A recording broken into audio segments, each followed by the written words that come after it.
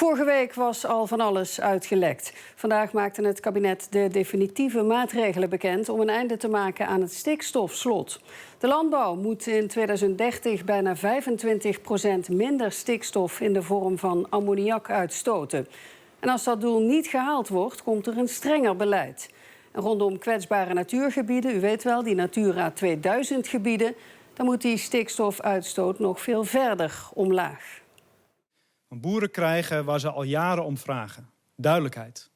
Het kabinet stelt heldere, haalbare uitstootnormen per bedrijf vast. Gebaseerd op wat technisch kan met stal- en voermaatregelen. In 2035 voldoet iedereen daaraan. Het belangrijkste: de boer zit zelf aan het stuur. Niet de overheid schrijft de techniek voor. De ondernemer kiest wat bij zijn of haar bedrijf past.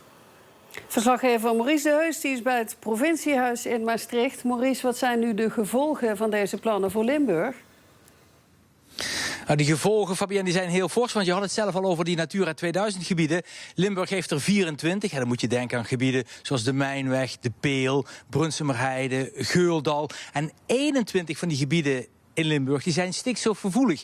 En rond die stikstofgevoelige Natura 2000 gebieden komt een zone van 500 of 1000 meter waarin nog minder stikstof kan worden uitgestoten dan al gepland werd. Want die reducties die zijn al fors. Dus dat betekent dus voor Limburg een forse impact. Met name ook omdat het kabinet koerst op een nieuw gemiddelde voor betreft de veesector.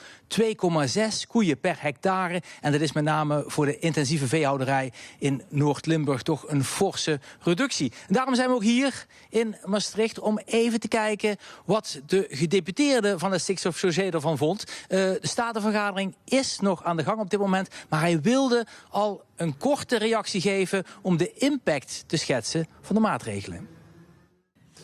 Ja, dat betekent nogal wat. Als je kijkt naar die hele zonering, hebben we daar natuurlijk al eens een beetje aan gerekend.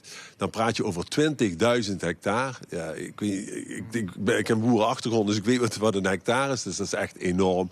En als we snel tellen, 550 bedrijven, waaronder meer dan 300 boeren. Ja, dat is een enorme impact. Dat gaat echt voelbaar zijn op het platteland. Dus dit betekent iets. Ja, eind 2027, dat is de gedachte. Dan zouden die vergunningen weer verleend moeten kunnen worden. En misschien in Limburg al iets eerder, omdat er al veel is gebeurd. In ieder geval wordt er de komende maanden gesproken. Want provincie, maar ook industrie en boeren hebben inspraak in uiteindelijk de uitwerking van de maatregelen. Maurice de Heus, dankjewel.